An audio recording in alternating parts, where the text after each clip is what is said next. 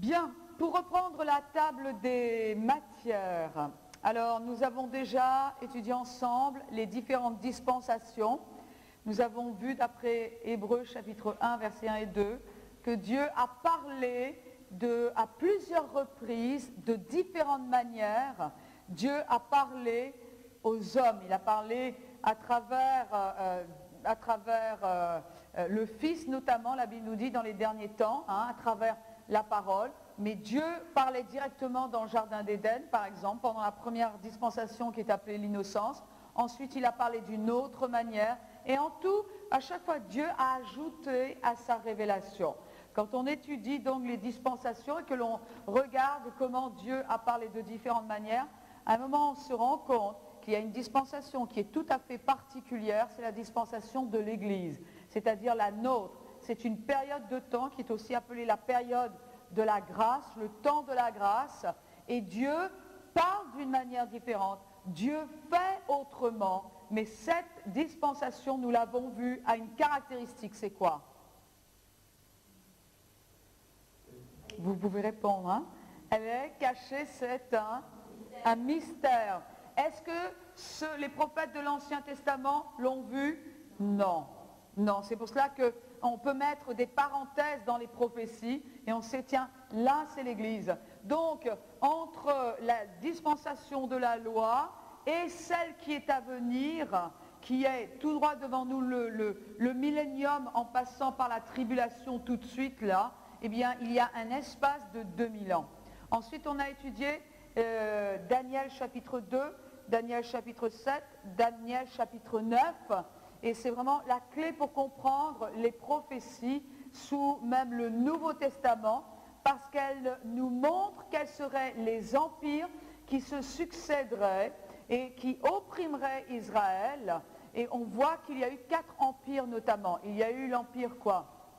L'empire, d'abord ça a commencé, l'oppression vraiment a commencé en Égypte, ensuite les Assyriens, après la statue commence avec les Babyloniens, avec les Médo-Perses, la Grèce maintenant, Martine va être contente, c'est la Grèce maintenant, et après qu'est-ce qu'il y a eu?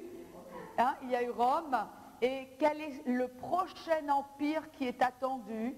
C'est la Rome reconstituée ou la Rome réveillée, on l'appelle comme ça, en sachant que les frontières vont être quand même plus grandes, calquées, mais quand même plus grandes que la Rome au temps de Jésus, l'Empire romain au temps de Jésus. On a également vu ensemble qu'il y a donc une période de 7 ans qui est annoncée dans les prophéties de Daniel. Alors on peut tout de suite regarder cela pour nous rafraîchir la mémoire. Ça va aller là, ça va aller. Voilà. La semaine de Daniel. Alors, on a vu d'après Daniel chapitre 9 qu'il a vu le futur qui allait se dérouler sur 70 semaines. Et le point de départ de ces 70 semaines, c'était un décret qui avait été lancé par Artaxerxès. Je finirai par le prononcer correctement. Et ce décret-là était le point de départ de ces 70 semaines. Il a vu ces 70 semaines coupées en 3 périodes. Il a vu une période de 7 ans, pendant lesquelles effectivement le temple était reconstruit, le temple et la ville.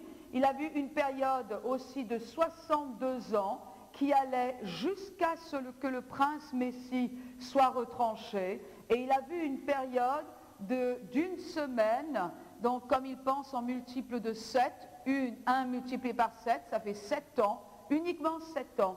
Et cette semaine-là est appelée la tribulation. Mais parce que l'Église était un mystère, il n'a pas pu voir qu'entre la 62e semaine ou les 69e semaine, puisque 7 et 62, 69, entre la 62e semaine et le début de la première semaine, de la 70e semaine, il y aurait un espace de 2000 ans, parce que cela correspond à l'Église. Quand on dit 2000 ans, ce n'est pas un jour près, c'est approximatif. mais on sait que c'est un espace qui dure autant que cela. On pourrait dire, mais pourquoi sait-on qu'on est arrivé à la fin? Tout simplement parce que tous les signes qui vont nous faire, tous les signes qui appartiennent à cette semaine-là, nous sommes en train déjà de les voir. Et le monde a évolué depuis la mort de Jésus, le monde a évolué depuis le Moyen-Âge, le monde a évolué depuis ne serait-ce que les années 1900. Notamment, vous vous rappelez ce qu'on a étudié ensemble hier, dans l'Apocalypse, qu'il y aurait une marque, l'Antichrist obligerait tout le monde à l'adorer, et celui qui l'adorerait aurait la marque de la bête sur son front ou sur sa main droite. Et on sait qu'aujourd'hui, eh bien, il est possible de glisser une puce sous la peau d'un individu, et cet individu, on sait qu'on pourra acheter, ou alors on pourra vendre avec cela. Et ça y est, c'est déjà en place. Et la Bible nous dit que celui qui aura la marque de la bête pourra acheter ou vendre. Celui qui refusera d'adorer l'Antichrist ne recevra pas cette marque, c'est-à-dire qu'il ne pourra ni acheter ni vendre. Bon, ben, en 1900, c'était impossible. On est d'accord? C'était complètement impossible. Donc il y a plein de signes comme cela qui font qu'on est en train, nous, de voir, en 1900, eh bien, on ne parlait pas de l'Europe. On était arrivé tout d'un coup, on a commencé en 1957 à en parler, et puis petit à petit, on a vu la communauté européenne se dessiner. Aujourd'hui, la communauté européenne contient 15 pays. D'après ce que je comprends, donc d'ici l'année prochaine, ça devrait passer à 20-25 pays. Mais la Bible nous dit que cet ancien empire romain va être divisé en 10 pays. Vous vous rappelez de cela? Voilà. Mais vous, est-ce que vous voyez où on se situe là? Alors, on sait que directement ici, à la fin de la dispensation de l'Église, il va y avoir quelque chose qui va marquer la fin de la dispensation de l'Église et qui va introduire le monde directement dans la 70e semaine de Daniel. Qu'est-ce que c'est? Qu'est-ce qui va se passer là? L'enlèvement. Dès que l'Église est enlevée, eh bien l'Antichrist immédiatement aura la liberté de se manifester, parce que tout simplement le corps de Christ, qui est le sel de la terre, ne sera plus là pour empêcher cette corruption. Et les ruses de l'Antichrist vont carrément avoir libre cours. On a vu autre chose. Cette fameuse 70e semaine de Daniel a un aspect qui est complètement différent de ce qui s'est passé dans les autres dispensations même, à savoir que pendant 7 ans, il y a des événements qui vont se produire où ça? Au ciel. Et il y en a d'autres qui vont se produire où ça? Sur terre. Et nous avions terminé notre cours hier en parlant de ce qui était en train de se passer au ciel. Qu'est-ce qui va se passer au ciel? L'Église va être récompensée. Donc si vous employez le mot juger, c'est juste, parce que la Bible dit que nous allons être jugés devant le tribunal de Christ, mais à vrai dire, la notion, c'est toujours une notion de récompense, de quoi? D'honneur, de dignité et d'autorité. Et qu'est-ce qui va être récompensé? Hein? Oui, la fidélité, notre marche avec Dieu, c'est-à-dire les œuvres que nous avons faites grâce à notre communion avec Dieu, et surtout ce sont celles qui subsistent. Vous vous rappelez de l'or, de l'argent, des pierres précieuses, ce sont les œuvres qui subsistent qui, elles, vont être récompensées. Et celles qui ne subsistent pas, bon ben c'est simple, il n'y aura plus rien. Quand elles seront passées par le feu, il n'y aura plus rien.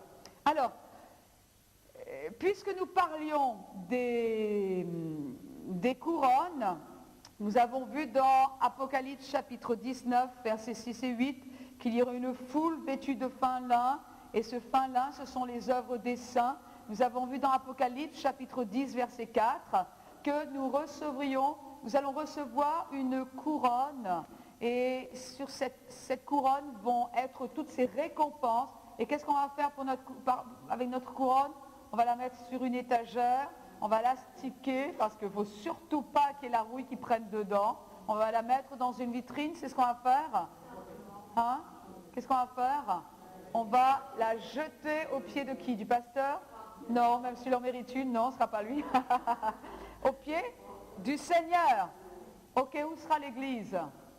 En haut au ciel. Est-ce que vous voulez connaître quelles sont les couronnes qui existent? Hein? Alors c'est vrai que ça aurait été tentant. Il y a certains qui ont l'enthousiasme. Alors c'est vrai que c'est assez tentant peut-être de dire, tiens, j'espère que j'ai assez de temps, donc je veux passer outre. Mais franchement, je trouve que c'est intéressant. Alors, il y a une couronne que l'on trouve dans 1 Corinthiens chapitre 9. 1 Corinthiens chapitre 9, verset 25. Tout lutteur s'impose toute espèce d'abstinence, eux pour recevoir une couronne incorruptible, nous pour recevoir une couronne, eux pour recevoir une couronne corruptible, nous pour une couronne incorruptible. Et l'apôtre Paul dit ensuite qu'il maîtrise son corps, c'est-à-dire il refuse de laisser son corps lui dicter ses impulsions, ou alors la marche à suivre, ou alors la volonté de Dieu. Il dit non, mon corps je le tiens assujetti. Ce n'est pas Dieu qui tient notre corps assujetti, c'est nous-mêmes. Nous nous occupons de notre propre costume terrestre. Alors ici, c'est tout simplement une couronne incorruptible qui est donnée à celui qui maîtrise le vieil homme. Donc déjà, pour ceux qui sont passés du charnel au spirituel, ne serait-ce que là déjà, il y a une récompense. Et peut-être que ça ne semble rien, mais vous savez, peut-être s'il y a des gens qui ont été très très profondément, qui ont connu les profondeurs de Satan, comme Apocalypse le dit, qui ont été vraiment enlisés dans le péché, peut-être qu'on ne se rend pas compte de ce que cela veut dire, maîtriser le vieil homme, bien que tout le monde a besoin de le faire. Mais c'est juste s'il y a des récompenses qui sont données. Hein. Donc ça parle du fait de maîtriser le vieil homme, de maîtriser la chair. 1 Thessaloniciens chapitre 2.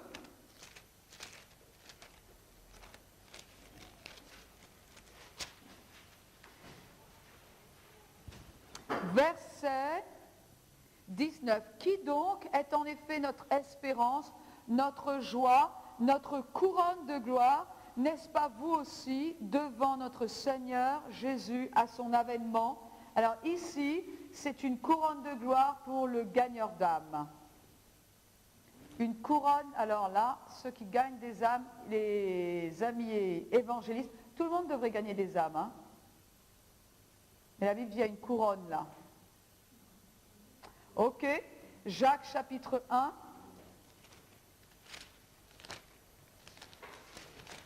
Alors certains sont en train de calculer déjà le poids de leur couronne. Jacques chapitre 1, verset 12. La prochaine fois que quelqu'un marche dans la chair, vous pouvez tout de suite lui couper l'herbe sous les pieds, vous pouvez l'arrêter dans sa course et dire pense à ta couronne. D'accord? Bon, là je vous garantis, il va s'arrêter tout de suite là. Vous n'aurez pas besoin de faire de remontrance, vous n'aurez pas besoin de faire de sermons très longs à la maison. Pense à ta couronne et tout de suite il aura la révélation. Jacques chapitre 1 verset 12. Heureux l'homme qui endure la tentation, car après avoir été mis à l'épreuve, il recevra quoi? La couronne de vie que le Seigneur a promise à ceux qui l'aiment. Alors non seulement c'est l'épreuve, mais aussi on voit ailleurs que c'est la persécution. Là, c'est pour ceux, il y a une couronne de vie pour ceux qui endurent l'épreuve et aussi pour ceux qui endurent la persécution. Alors, quelquefois, l'épreuve vous semble difficile à supporter, eh bien, il y a une couronne. Alors, ceci dit, il n'est pas question de rester dans l'épreuve pour que le poids de la couronne augmente. Hein. Ne pensons pas tordus, non, parce que, vous savez, on peut faire des doctrines avec des trucs comme ça. Hein. Et il s'agit vraiment de sortir vainqueur. Ok, une autre couronne. 1 Pierre chapitre 5. Et là, vous allez être content pour moi. Regardez ce qu'il est dit. Il est question ici des anciens et notamment des pasteurs parce qu'il est question de faire paître le troupeau de Dieu.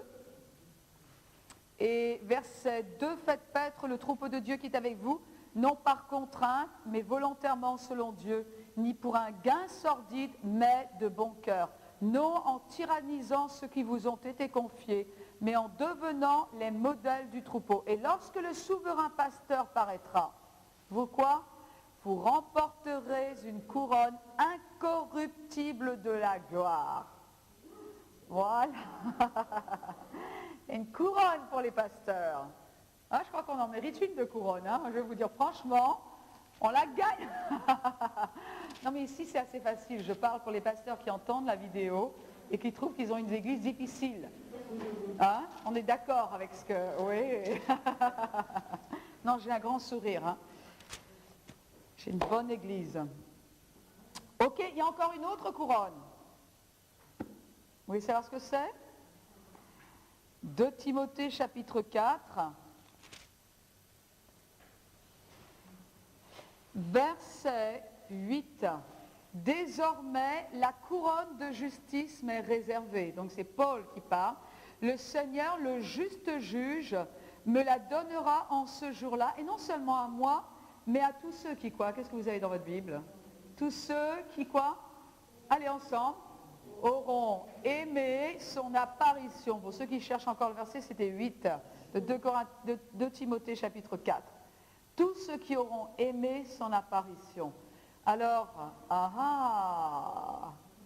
alors ce qui est un peu dommage, c'est ceux qui ne savent pas qu'il va apparaître, c'est difficile de... Hein, mais, ou alors ceux qui ont une fausse perception, il est difficile de libérer de l'amour dans ces cas-là. Mais avouez quand même que quand on entend tout cet enseignement, ça donne envie. On dit, ah, Seigneur, j'ai hâte, mais j'ai hâte de te voir. J'ai hâte, Seigneur, j'attends, je soupire après cela. Amen. Donc tout le monde va être gâté là. Apocalypse chapitre 19. Il y a, Apocalypse chapitre 19,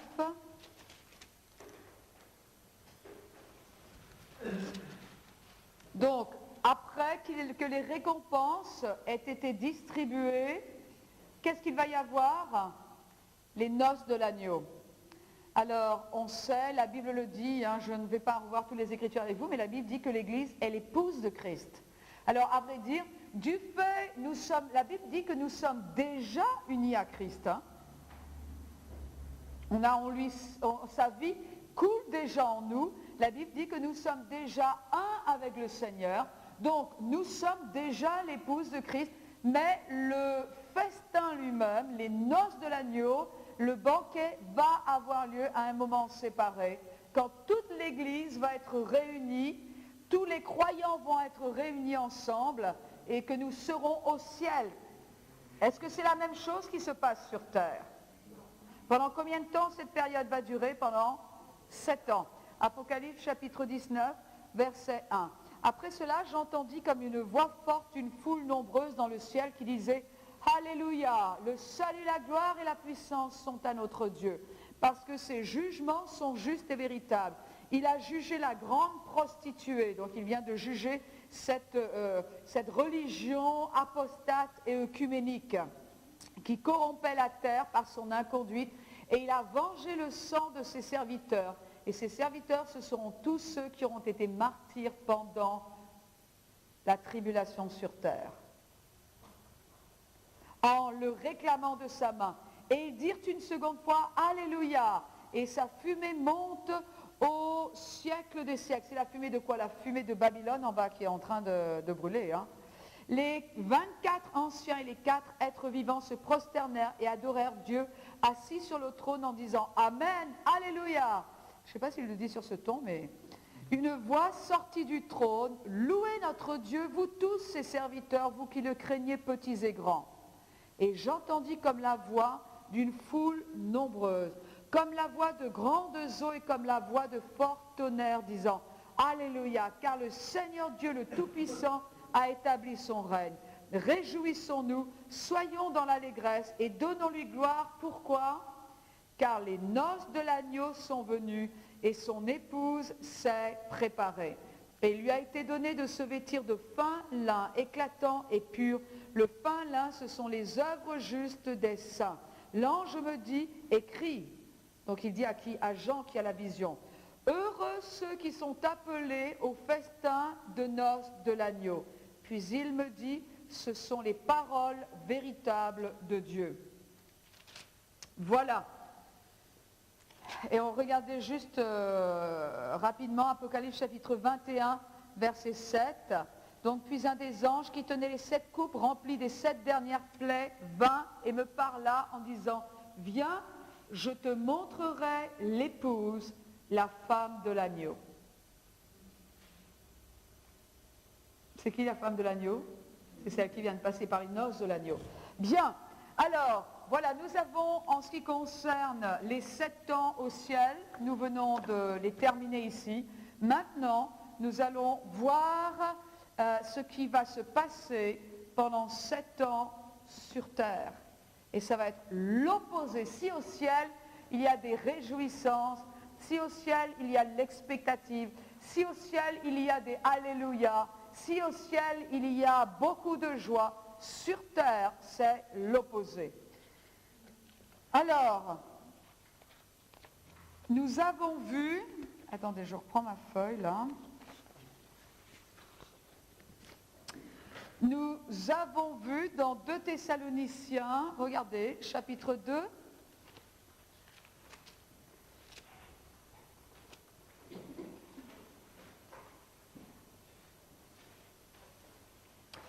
Il est dit ici, verset 2, à la fin du verset 2, il dit comme si le jour du Seigneur était déjà là. Alors quand on entend parler du jour du Seigneur, on entend, à vrai dire, parler de la tribulation sur terre et avec plus de précision, souvent le retour du Seigneur à voir avec Jésus qui revient sur terre physiquement. En général, cette période de tribulation est une période qui est associée au jugement divin, c'est-à-dire à la colère, à l'indignation, aux épreuves, aux troubles, à la destruction et aux ténèbres. Ça d'un côté, mais en même temps cette période est associée à la délivrance du peuple d'Israël. Cette période de la tribulation dure donc 7 ans. Elle commence à partir donc de l'enlèvement de l'Église et va se terminer avec la bataille d'Armageddon. Elle va se terminer avec la bataille d'Armageddon. Vous dites qu'est-ce que c'est? Bien, on va le voir tout à l'heure.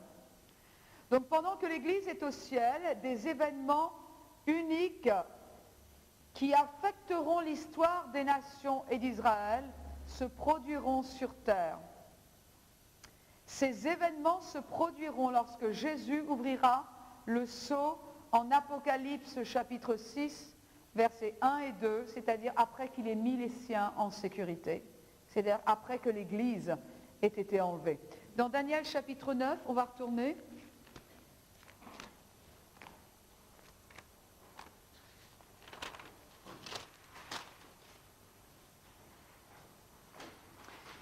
Daniel chapitre 9, verset 27. Il fera avec beaucoup une solide alliance d'une semaine. Une semaine égale combien d'années? 7 ans. Donc l'Antichrist va faire une alliance avec qui? Avec Israël. Et il va dire, je vais vous garantir la protection, la sécurité, comptez sur moi pendant 7 ans. Et durant la moitié de la semaine, c'est-à-dire au bout de 3 ans et demi, qu'est-ce qu'il va faire? Il va cesser le sacrifice et l'offrande. Alors, l'Antichrist aura fait une alliance, ou fera, parce que c'est encore au futur, une alliance de 7 ans avec Israël pour garantir la possession de leur pays, pour aussi assurer la restauration de leur autonomie politique et religieuse. Alors, je ne sais pas si vous avez eu un cours sur les alliances, mais une des alliances notamment passée avec le peuple juif, ce qui est appelé l'alliance passé avec Abraham, c'est-à-dire avec l'alliance abrahamique. Et ça va être tout simplement une copie de cette alliance. Il ne faut pas oublier que l'Antichrist a le caractère du diable. C'est quelqu'un qui est rusé, c'est quelqu'un qui est trompeur. Il va se présenter comme le Messie et il est celui qui va dire, eh bien, je viens restaurer votre pays. Ça va être ça, vous savez la raison pour laquelle il va passer cette alliance. On sait d'après les Écritures, et on va le voir tout à l'heure, mais dans Ézéchiel 38, versets 11 à 12, on sait que Israël, pendant ce temps, va en quelque sorte prospérer. Pendant ce temps, Israël va prospérer. Israël va être aussi dans son pays. Alors, toutes les limites que Dieu a fixées au pays qui appartient à Israël, toutes ces limites ne vont être retrouvées véritablement que lors du millénium. Donc ça, il faut le savoir. Hein. Aujourd'hui, c'est vrai qu'on voit les frontières du pays d'Israël qui bougent beaucoup, et on dit, mais je ne comprends pas, parce que quand on lit la promesse faite à Abraham, on se rend compte que le pays était beaucoup, beaucoup plus grand que ce qu'il n'est maintenant. Il va retrouver ses frontières, c'est-à-dire Dieu va accomplir sa promesse. Toutes les promesses que Dieu a faites à Abraham et au peuple juif vont toutes se réaliser, et c'est vraiment dans le millénium qu'on va comprendre ces choses-là. Pendant cette brève période d'accalmie, Israël aura donc rebâti son temple. Alors, est-ce qu'Israël aura rebâti son temple peut-être juste avant la tribulation? C'est possible, hein. Mais en tout cas, Israël aura son temple pendant ce temps-là. Pourquoi? Parce que la Bible nous dit qu'il y aura des sacrifices et des offrandes. Il faut réaliser que c'est le plus grand symbole spirituel national, mais la Bible nous dit aussi qu'Israël sera persécuté par une prostituée et les 10 rois. Alors ça, je ne vais pas rentrer en ligne de compte là, mais la prostituée, c'est tout simplement cette religion apostate, cette religion œcuménique qui elle aussi, s'en prend au vrai Dieu, parce qu'il faut se rappeler que c'est un combat spirituel. Alors le temple, si vous voulez, c'est le temple qui est reconstruit et dans lequel l'Antichrist va s'asseoir, mais on va voir que sous le millénium, il va y avoir un autre temple qui va être reconstruit encore. Donc à vrai dire, on voit que le Seigneur a pensé plusieurs fois à cette histoire de temple-là. Hein. Donc là, il y aura un temple et sous le millénium, il y en aura encore un autre. Pendant 7 ans, ça c'est extrêmement important de le noter. Pendant 7 ans, Dieu se tournera spécifiquement vers Israël par l'intermédiaire des 144 000 juifs évangélistes. Alors, on va voir cette histoire de 144 000, parce que je suis sûre qu'en prononçant ce chiffre, Apocalypse chapitre 7, alors c'est vrai que pendant ce temps, les Juifs vont observer la loi de Dieu, les Juifs vont faire leurs sacrifices et tout cela. Il va y avoir une persécution qui va venir de l'extérieur, de la part donc, de cette religion œcuménique, mais quand même, les Juifs vont faire leur sacrifice. Ils vont pouvoir se donner à leur religion. Une fois que l'Antichrist se sera tourné contre Israël, l'Antéchrist sera à ce moment-là à Jérusalem, et de Jérusalem, eh bien, il va littéralement persécuter les Juifs. Pendant cette période-là, eh bien, il va y avoir l'évangile qui va être annoncé, et notamment par ces 144 000 Juifs. Vous avez trouvé Apocalypse chapitre 7 ? Quand vous entendez ce chiffre-là, vous pensez à quoi ? Hein ? Témoins de Jéhovah. C'est que les témoins de Jéhovah ont peur. Ils ont peur parce que, si vous voulez, ils ne sont pas sûrs d'aller au ciel, parce que d'après ce qu'on leur a dit, seuls 144 000 iraient au ciel.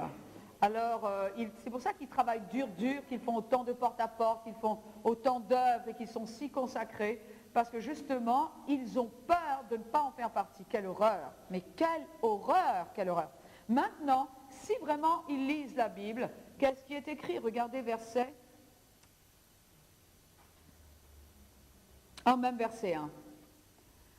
Après cela, je vis 4 anges debout aux 4 coins de la terre. Ils retenaient les 4 vents de la terre afin qu'il ne souffle pas de vent sur la terre, ni sur la mer, ni sur aucun arbre. Je vis un autre ange qui montait du côté du soleil levant et qui tenait le sceau du Dieu vivant. Il cria d'une voix forte aux 4 anges à qui il avait été donné de faire du mal à la terre et à la mer.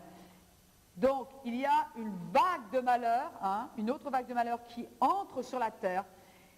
Mais ils ont un ordre, ne touchez pas à la terre, ni à la mer, ni aux arbres, jusqu'à ce que nous ayons marqué du sceau le front des serviteurs de notre Dieu. Je me demande, qu'est-ce qu'il y a sur leur front? Vous voulez savoir ce qu'il y a sur le front? Gardez ça, mais chapitre 14, verset 1. Je regardais, et voici l'agneau debout sur la montagne de Sion, et avec lui 144 000 personnes qui avaient son nom, et le nom de son Père écrit sur leur front. Vous dire comment ça va se faire? Je ne sais pas comment ça va se faire.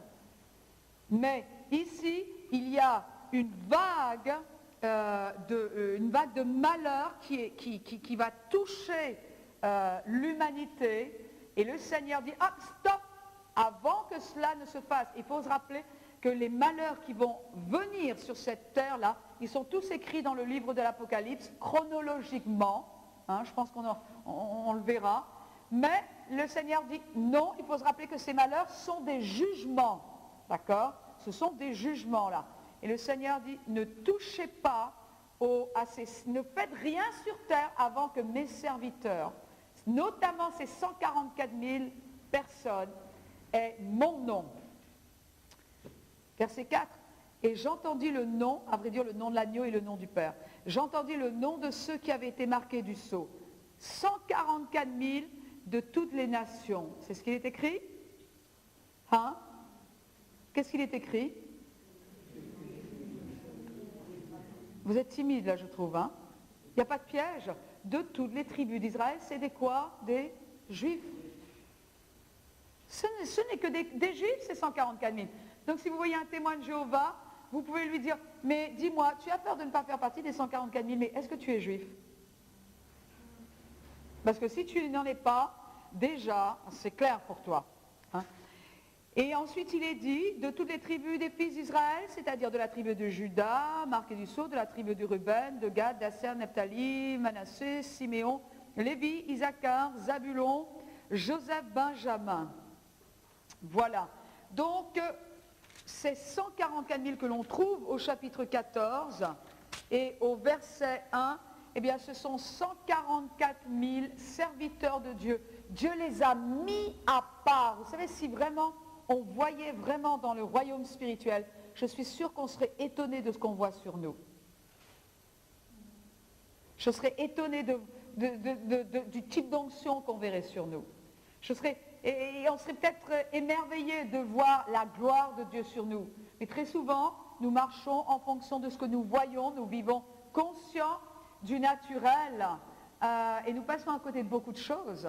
Mais là, pendant cette période de tribulation, il va y avoir 144 000 juifs. Ils auront le nom de l'agneau et le nom de Dieu marqué sur leur front. Ils seront au départ épargnés. Et qu'est-ce qu'ils vont faire, ces serviteurs de Dieu? Que fait un serviteur de Dieu? Il évangélise. Donc, l'évangile va continuer à être prêché pendant ce temps-là. Il y a autre chose qui va se passer. Alors, je vous dis tout de suite, certains placent cet événement au début de la tribulation, même certains le placent avant, d'autres le placent à la moitié de la tribulation. À vrai dire, tirez vos propres conclusions. C'est beaucoup plus simple. En ce qui me concerne, je pense que ça va être plutôt au début de la tribulation. Quel événement c'est? Un événement qui se trouve dans Ézéchiel, chapitre 38. Ézéchiel,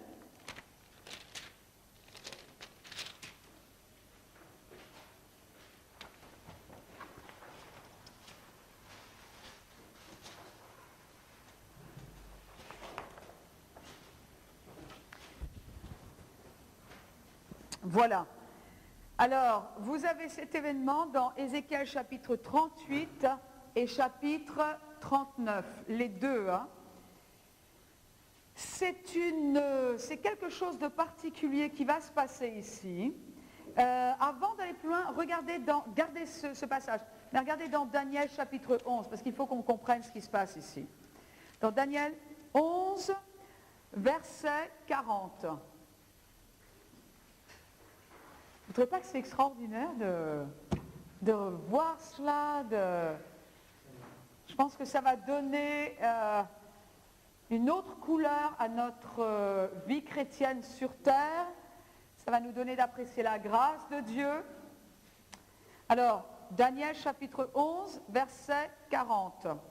Au temps de la fin, le roi du Sud se heurtera contre lui, donc contre l'Antichrist, et le roi du Nord fondra sur lui comme une tempête avec des chars, des cavaliers et de nombreux navires. Donc apparemment, il est question de quoi? De guerre.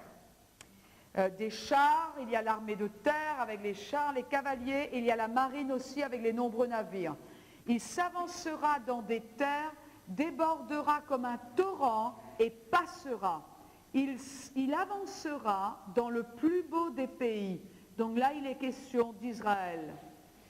Donc, ce que l'on voit, c'est que l'Antéchrist qui règne déjà sur 10 rois, parce que les 10 rois d'après Apocalypse, on aura peut-être le temps de le voir, mais lui auront donné le pouvoir. Il aura le pouvoir de la part de ceux qui étaient ces fameux 10 rois.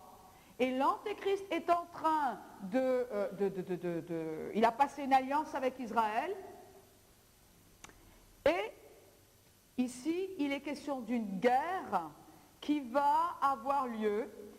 Le roi du Sud va venir contre lui et apparemment le roi du Nord va venir lui aussi, certainement pour essayer de contrecarrer la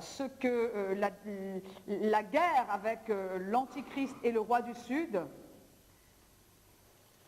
Ici, il est dit que malgré cela, l'Antichrist va s'avancer. Donc apparemment, lui, il va gagner. Et on va voir c'est confirmé cela. Apparemment, il va gagner parce qu'il va descendre vers le plus beau des pays, c'est-à-dire jusqu'en Israël. Et c'est là qu'il va s'asseoir dans le temple. Est-ce que vous voyez un petit peu ce qui se passe au niveau des événements? On continue verset 41. Il avancera dans le plus beau des pays et beaucoup trébucheront. Mais, et là, marquez bien cela, vous avez ici 3 lieux. Et Édom, Moab et les principaux des Ammonites échapperont de sa main. Donc, on a Ammon, Édom, Moab. Marquez-le parce qu'on va le retrouver plus tard dans les évangiles. Verset 42. Il étendra sa main sur divers pays et le pays d'Égypte n'échappera pas. Il se rendra maître des trésors d'or et d'argent de tous les objets de prix de l'Égypte. Les Libyens et les Éthiopiens marcheront sur ses traces, c'est-à-dire il va avoir du renfort. Verset 44. Il va y avoir un autre événement plus tard. C'est-à-dire, vous pouvez, entre le verset 43 et 44, vous pouvez mettre un espace. Des nouvelles de l'Orient et du Nord viendront l'épouvanter, et il partira avec une grande fureur pour détruire et exterminer des multitudes. Il dressera les tentes de son palais entre les mers, vers la glorieuse et sainte montagne, puis il arrivera à sa fin sans que personne lui soit en aide. Qu'est-ce qu'on a vu au chapitre 11, verset 40? On voit ici que le roi du Sud, alors pour votre information, très souvent, quand on entend parler du roi du Sud, en règle générale, c'est l'Égypte. L'Égypte. C'est-à-dire que l'Égypte va venir contre l'Antichrist. Pourquoi? Parce que probablement que l'Égypte va contester l'autorité que l'Antéchrist est en train d'avoir. Le domaine, l'influence qu'il a, l'autorité qu'il a est en train de grandir, grandir, grandir. N'oublions pas que l'Antéchrist a lui aussi sa propre religion. Et il a envie d'imposer cela à tout le monde. L'Égypte va venir et va lui faire la guerre. Quand l'Égypte va venir et va lui faire la guerre, il nous est dit que le roi du Nord va fondre sur l'Antichrist comme une tempête. Apparemment, il n'aura pas trop le temps de s'en rendre compte. Ok, qui est ce roi du Nord? Ézéchiel chapitre 38, pardon. Alors, je vous recommande vraiment de lire le chapitre 38 et 39. Mais vous vous rappelez qu'Ézéchiel, Daniel et Jérémie sont 3 contemporains. On se rappelle de cela? Ok. Où vont se passer ces événements sur terre? Pendant quelle période? La période de l'Église? Non, la période de la tribulation qui aura commencé parce que l'Église ne sera plus là. Mais est-ce que les gens vont continuer à être sauvés? Oui. On a vu notamment par l'intermédiaire des 144 000, mais il y a encore d'autres personnes qui vont s'y mettre pour évangéliser. Mais qui est ce roi du Nord? Verset 1. La parole de l'Éternel me fut adressée en ces mots. Fils de l'homme, tourne ta face vers Gog, au pays de Magog, vers le prince de Roche, de Méchec et de Toubal, et prophétise contre lui. Tu diras ainsi, parle le Seigneur l'Éternel. Me voici contre toi, Gog, prince de Roche, de Méchec et de Toubal. Je t'entraînerai et je mettrai une boucle à tes mâchoires. Je te ferai sortir, toi et toute ton armée, chevaux et cavaliers, tous vêtus à la perfection, rassemblement nombreux, portant le grand et le petit bouclier, tous maniant l'épée, et avec eux ceux de Perse, et avec eux ceux de Perse, d'Éthiopie et de Pout, tous portant le bouclier et le casque, Gomer et toutes ses troupes, la maison de Togarma au plus profond du nord et toutes ses troupes, peuples nombreux qui sont avec toi. Prépare-toi, tiens-toi prêt. Toi et tout ce rassemblement autour de toi, tu seras leur garde.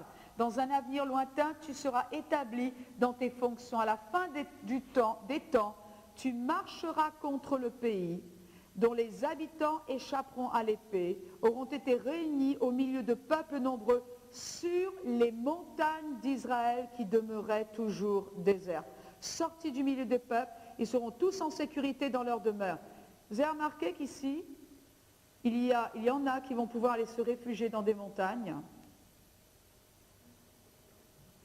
Qu'est-ce qu'on a lu tout à l'heure?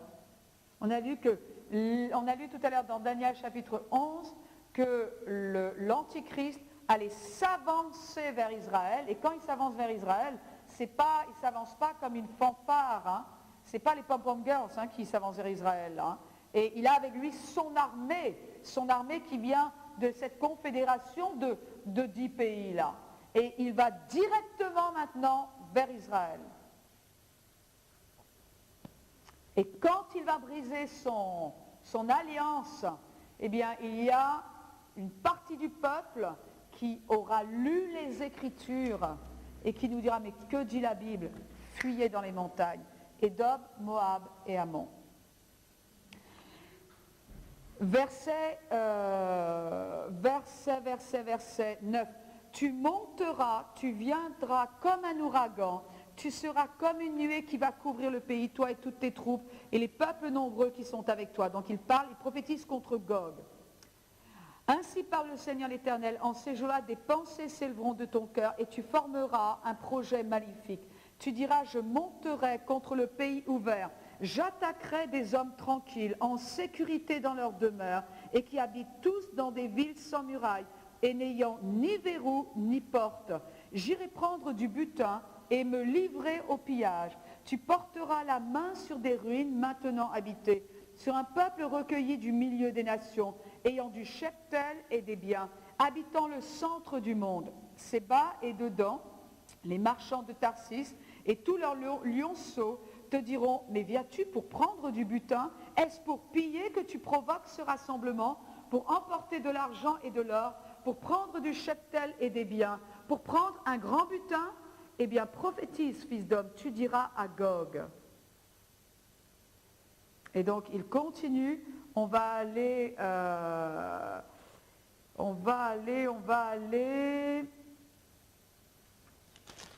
Non, on va s'arrêter là, parce que bon, on va quand même pas tout lire, hein, et on reprendra tout à l'heure un autre de versets. Bien, pour résumer, l'Antichrist a fait une alliance avec Israël, on a vu ça, non? Ok, il a fait une alliance avec Israël, résultat, Israël est en paix. C'est ce qu'il est dit ici.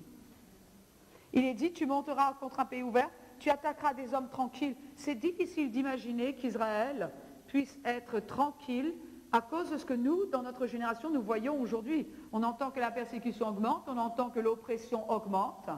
Et c'est parce qu'il va y avoir cette oppression que l'Antichrist va dire, mais attendez, vous avez vu comment j'ai établi, moi, un royaume, vous avez vu ce que j'ai fait, alors maintenant je vous garantis la paix. Et effectivement, pendant ces 3 ans et demi, ils vont avoir, ou ils rebâtiront le temple. Il est dit qu'ils vont tellement prospérer que le chef de Gog, que le prince de Gog, c'est-à-dire Magog, va vouloir venir prendre le butin. C'est-à-dire qu'apparemment, ils vont être jaloux de voir autant d'or, autant d'argent en Israël. Ils vont être jaloux de les voir prospérer. Et surtout, ils ne vont pas apprécier l'alliance qu'il y a entre l'Antichrist et Israël. Maintenant, qui sont ces pays qui sont concernés? Alors, tous les théologiens sont d'accord pour dire que Gog, celui qui est à la tête, c'est le leader de cette armée-là. Magog, donc tourne ta face vers Gog, au pays de Magog. Magog, c'est représenté par la Russie. C'est l'équivalence de la Russie. Et Gog, c'est tout simplement le chef de la Russie.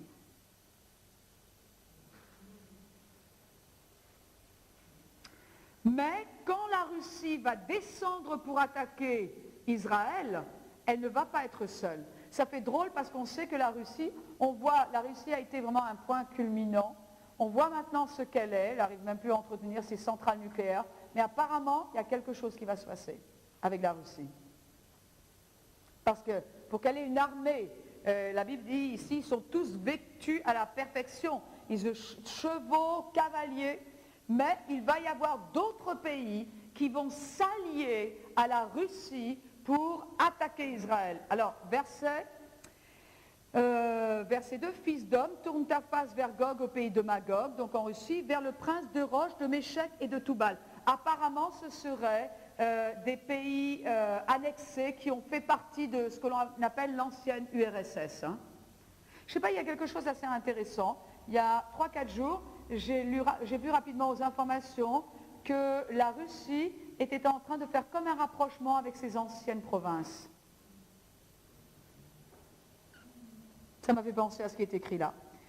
Alors, ensuite, il est dit, regardez verset 5, et avec eux, c'est-à-dire avec la Russie, et puis avec Gog, le prince russe, il y aura le prince Roche, Méchec, Toubal, donc des provinces de Russie, mais avec eux, il y aura aussi ceux de Perse. Alors, la Perse est représentée par l'Iran, l'Irak et l'Afghanistan, à quelque chose près. Il y aura aussi l'Éthiopie. Alors, l'Éthiopie, c'est le pays que l'on connaît maintenant, avec peut-être une partie du Soudan. Pout, c'est la Libye. Gomer, c'est l'Europe de l'Est, et plusieurs sont d'accord pour dire que c'est précisément l'Allemagne. Togarma, c'est l'Europe du Sud-Est, et tout particulièrement la Turquie. Turquie et certains pointent vers l'Arménie. C'est-à-dire, il va y avoir une confédération de pays autour du leader russe. Et on va s'arrêter là.